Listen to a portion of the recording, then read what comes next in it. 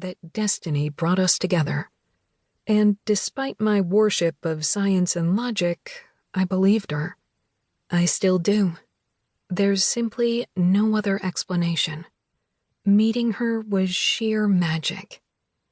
And the beginning of my end.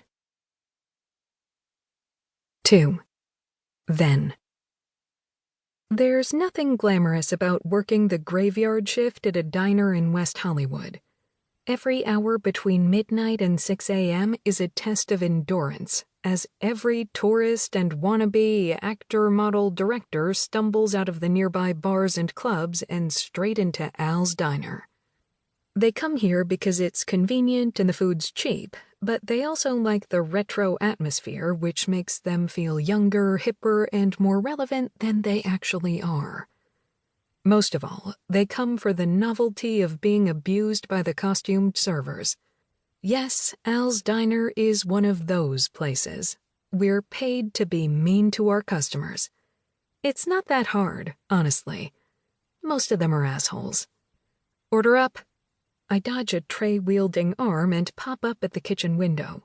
Raoul frowns at me, his face glistening with sweat, eyes raccooned by melted mascara, a look I think he cultivates on purpose. Girl, you look one wrong step from the grave. Fishnet-encased forearms thump onto the counter between us. Lowering his voice, he murmurs, "Insomnia shit bothering you again? You need something to help you relax?" I roll my eyes. Yeah, a vacation. Raoul smirks, lifting his hands in surrender. Him offering me drugs to help me sleep is an ongoing theme in our unlikely 2-year friendship. A plate breaks somewhere in the kitchen, and a line cook shouts angrily. With a final wink for me, Raoul spins toward the chaos, his voice ringing out in fluid Spanish. Macho he is not, but the man has a voice that demands obedience. His weekday work is doing voiceovers for telenovelas and porn. But oddly, what he loves most is the insanity of running the diner's kitchen.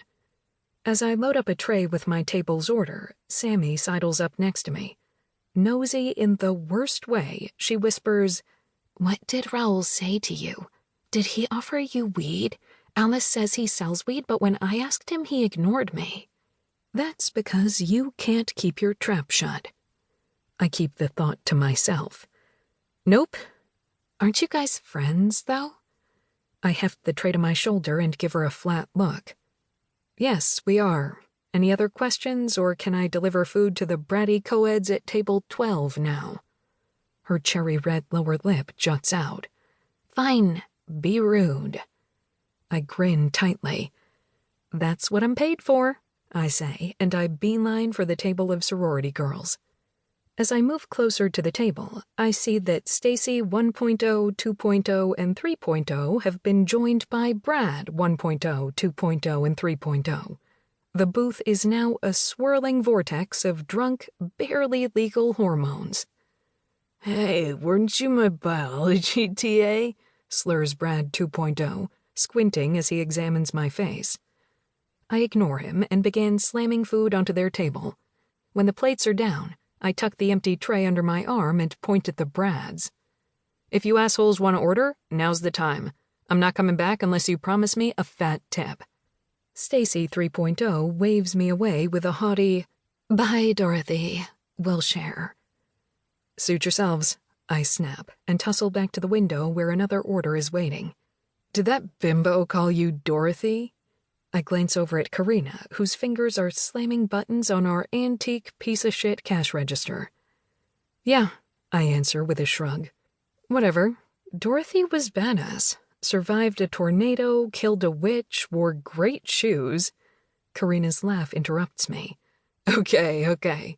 Clearly you've heard that one before." She tilts her head, studying me like one of her unfinished paintings. "I can see it, actually. The freckles, the wholesome girl-next-door vibe.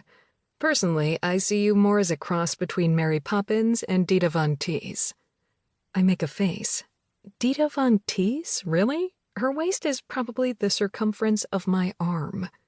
"Bullshit," Karina retorts. "Anyway, it's more an attitude thing.